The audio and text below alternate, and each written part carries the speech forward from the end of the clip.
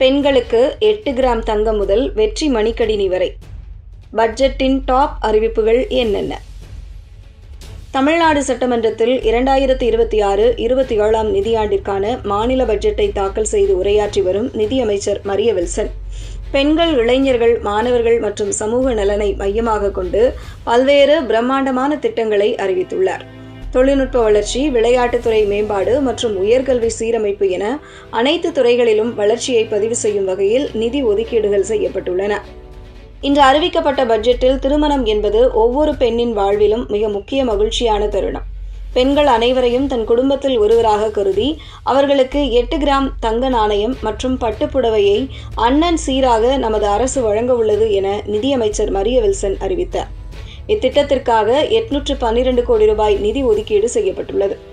மேலும் குழந்தைகளின் ஆரம்பகால பராமரிப்பு மற்றும் ஊட்டச்சத்தை உறுதி செய்ய மாநிலம் முழுவதும் 500 புதிய அங்கன்வாடி மையங்கள் கட்டப்படும் என்றும் தெரிவித்தார்.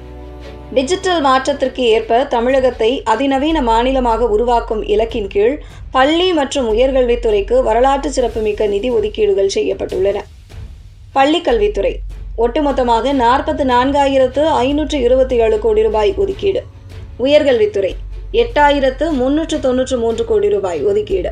வெற்றி மடிக்கணினி திட்டம் கல்லூரி மாணவர்களின் தொழில்நுட்ப திறனை உயர்த்த 2,000 கோடி ரூபாய் மதிப்பீட்டில் மடிக்கணினிகள் வழங்கப்படும்.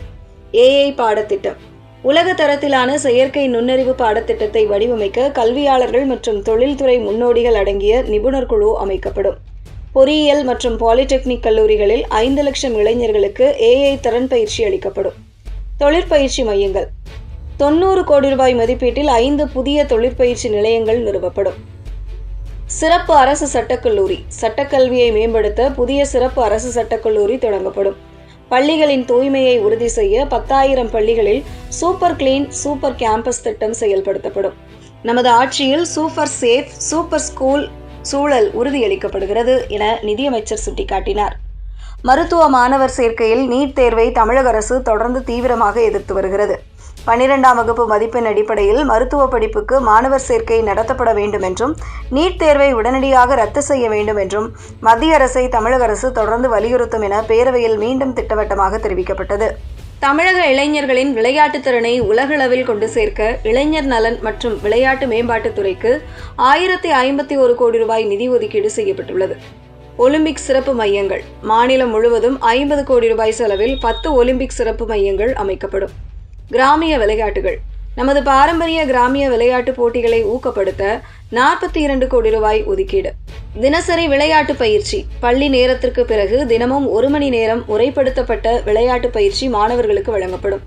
வீரர்களுக்கு உதவித்தொகை விளையாட்டு வீரர்களுக்கான நிதி உதவியை அதிகரிக்க கூடுதலாக 22 கோடி ரூபாய் ஒதுக்கீடு செய்யப்பட்டுள்ளது. சமூக நீதித்துறைக்கு 3,937 கோடி ரூபாய் நிதி ஒதுக்கீடு செய்யப்பட்டுள்ள நிலையில் அயோத்திதாச பண்டிதர் வாழ்விட மேம்பாட்டு திட்டத்திற்கு 300 கோடி ரூபாய் பிரத்யேகமாக ஒதுக்கப்பட்டுள்ளது.